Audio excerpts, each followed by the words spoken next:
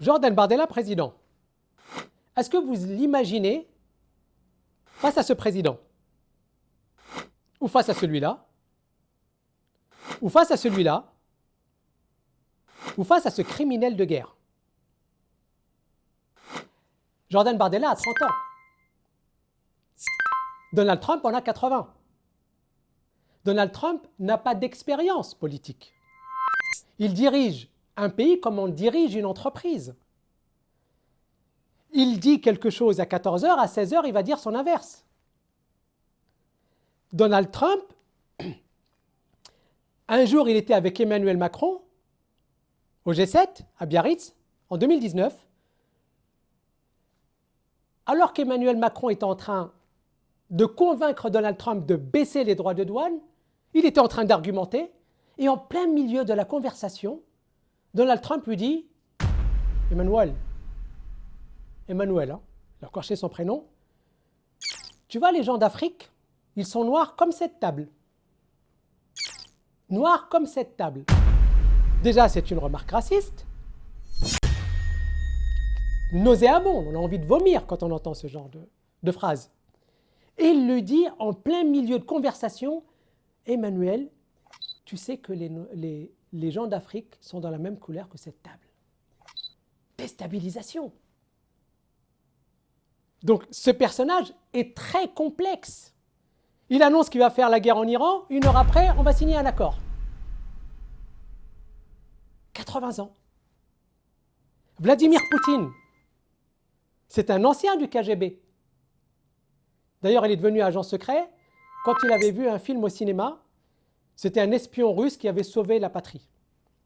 Donc il est parti directement après avoir vu le film au KGB pour leur dire « je veux être agent secret ». Donc là, on lui dit « est-ce que tu es un sportif ?» Non. « Est-ce que tu as des diplômes ?» Non.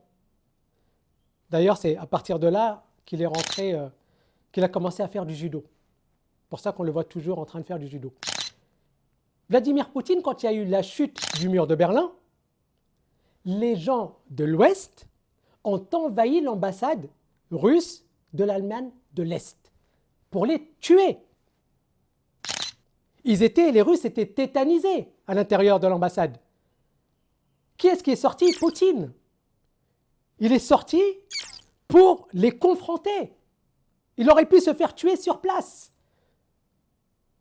Et après une longue conversation, il a réussi à les convaincre et les gens sont partis. Vladimir Poutine, pour la petite anecdote, Oliver Stone, il avait fait un reportage sur lui, une interview. Il lui avait offert le DVD d'un reportage qu'ils avaient vu ensemble. Il lui a donné le coffret. Poutine le prend, il sort, il revient tout de suite après. Il lui a dit « il n'y a pas le CD dans le coffret ». Regardez le détail. Quelqu'un d'autre, il aurait peut-être même pu, il n'aurait même pas pu ouvrir le coffret, ou il l'aurait donné à quelqu'un. Il est revenu pour lui dire « il n'y a pas de CD à l'intérieur ». C'est ce qu'on appelle un cadeau américain. Xi Jinping, le président chinois, 72 ans.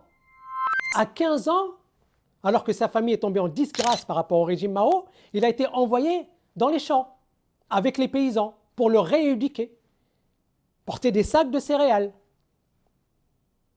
À 15 ans.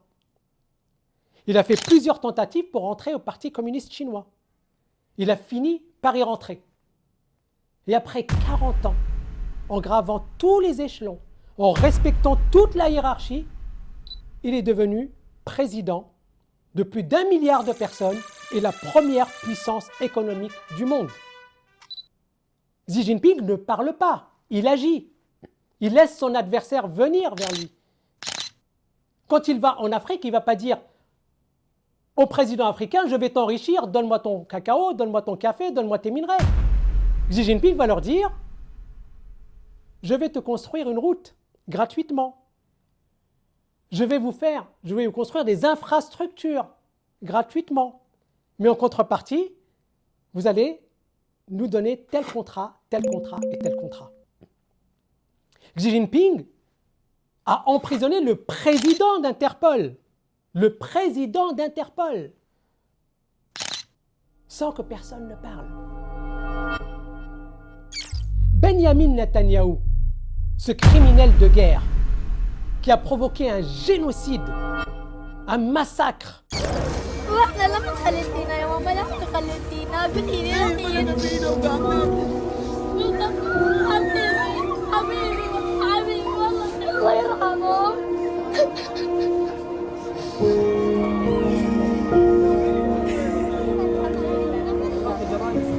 كنا قاعدين لو انه بنزل تقريبا انتحارية.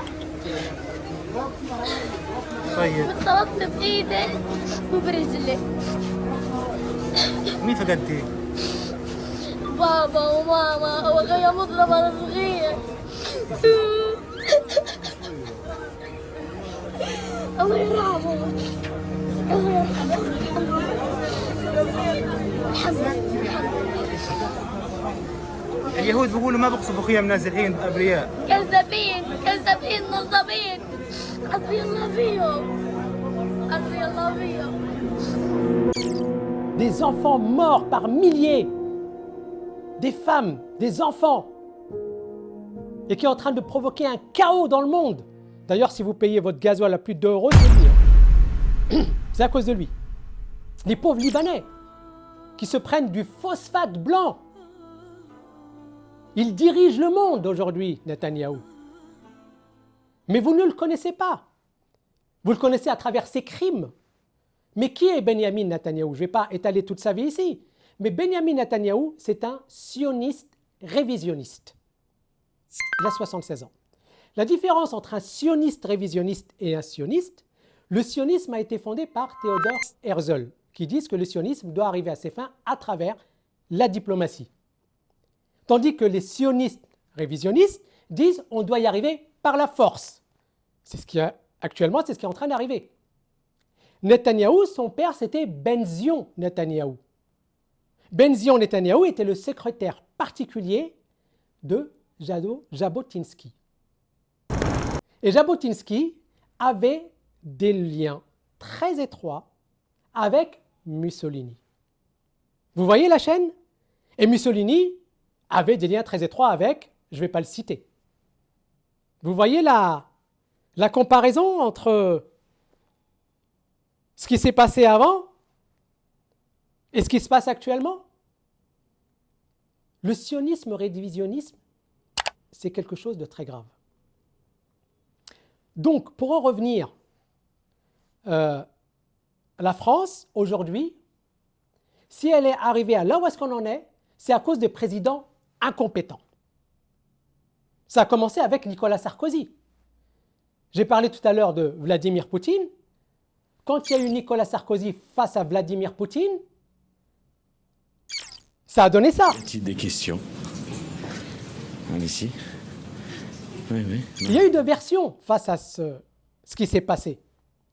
Il y en a qui disent que c'est Poutine qui a fait boire de la vodka à Sarkozy, donc il est ressorti complètement bourré. Et il y a l'autre version qui dit que quand Sarkozy était face à Poutine, il était fraîchement élu, il arrivait avec ses gros sabots, en disant à Poutine, c'est bon, je ne suis pas d'accord avec ce que tu as fait avec Natalia Politkovskaya, je ne suis pas d'accord avec les droits de l'homme, je ne suis pas d'accord avec ta politique. Et une fois qu'il a terminé, Poutine il a instauré un silence déstabilisant, 30 secondes. Il lui a dit, c'est bon, tu as fini? Ou alors tu continues sur ce ton et je t'écrase, ou alors tu changes de ton et je te fais président d'Europe. Et là, du coup, Sarkozy est sorti complètement sonné de cet entretien. Sorti KO. Pourtant, Sarkozy a de l'expérience politique. Il en a eu. Grande expérience. Mais malheureusement, quand on trahit celui qui nous a tout appris en politique et qui nous a mis sur le devant de la scène, on ne peut que trahir les Français. Il a trahi Jacques Chirac. Après Nicolas Sarkozy, il y a eu François Hollande. Qu'est-ce que vous retenez du mandat de François Hollande? Moi, je retiens 4 lettres. R-I-E-N. Rien. Il n'a rien fait. Alors, qu'est-ce qu'il a eu comme expérience politique? Député de Corrèze, avec toute l'estime que j'ai pour les gens de Corrèze, bien entendu. Quelques fonctions au niveau du parti politique, du Parti socialiste, mais ça n'a rien donné. Emmanuel Macron, c'est un banquier. Il n'a pas d'expérience politique.